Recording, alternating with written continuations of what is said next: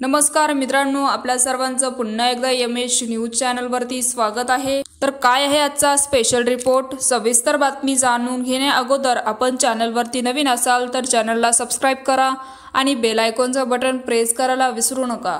लोकसभा निवडणुकीत अजितदादा पवार गटाची झालेली पडझड अजूनही थांबलेली नाही, तर राज्यातील विधानसभा निवडणुकी आधी 3 महिन्यावर आले आहेत। अशातच राजकारणात अनेक बदल होताना दिसत आहेत। तर लोकसभेत शरद पवार गटाला मिळालेले यश हे अनेक जिल्ह्यातील समीकरणे बदलत आहेत।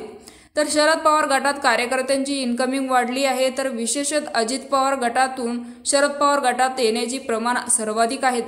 अजित पवार गटाचा बोले किल्ला समजले जाणारे पिंपरी चिंचवडमध्येच दादा गटाच्या राष्ट्रवादी काँग्रेसला खिंडार पडला। तर पिंपरी चिंचवडमध्ये 40 पदाधिकारी राष्ट्रवादी काँग्रेस शरद पवार पक्षात प्रवेश करणार आहेत, तर लवकरच त्यांच्या प्रवेशांची तारीख निश्चित होणार। नुकताच झालेल्या लोकसभा निवडणुकीत राष्ट्रवादी काँग्रेस अजित पवार गटाला रायगडची एकमेव जागा जिंकता आली, तर बारामतीसह इतर 3 जागेवर अजितदादांच्या उमेदवाराचा पराभव झाला। त्यानंतर आता पक्षातील पदाधिकारीही अजितदादांची साथ सोडणार, तर पिंपरी चिंचवडमध्ये राष्ट्रवादी काँग्रेसमध्ये मोठी फूट पडताना दिसणार। तर पिंपरी चिंचवडमध्ये शहरातून 40हून अधिक कार्यकर्ते शरद पवारांच्या राष्ट्रवादीच्या संपर्कात आहेत, तर विधानसभा निवडणुकीपूर्वी हे सर्व पदाधिकारी शरद पवार गटात प्रवेश करणार।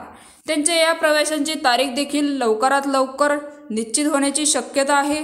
तर राष्ट्रवादी काँग्रेसचे आमदार रोहित पवार यांनी याआधीच म्हटले आहे की अजितदादा गटातील अनेक आमदार निवडणुकीपूर्वी शरद पवार गटात येण्याच्या तयारीत आहेत, तर इतर पक्षात गेलेल्या परत पक्षात घेणार का, यावर शरद पवार मंगळवारी म्हणाले की पक्ष सोडून गेलेले मला भेटलेले नाही, पण आमच्या प्रदेशाध्यक्ष जयंत पाटील यांना लोक भेटले, असं देखील त्यांनी म्हणाले। तर मित्रांनो, याविषयी आपल्याला काय वाटतं आम्हाला कमेंट बॉक्सच्या माध्यमातून नक्कीच कळवा आणि चॅनलला अजूनही सबस्क्राईब केलं नसेल तर चॅनलला सबस्क्राईब करा, जेणेकरून असेच नवनवीन व्हिडिओ आणि राजकीय घडामोडी सर्वप्रथम तुम्हाला या चॅनलवरती बघायला मिळतील। तूर्तास धन्यवाद। जय महाराष्ट्र।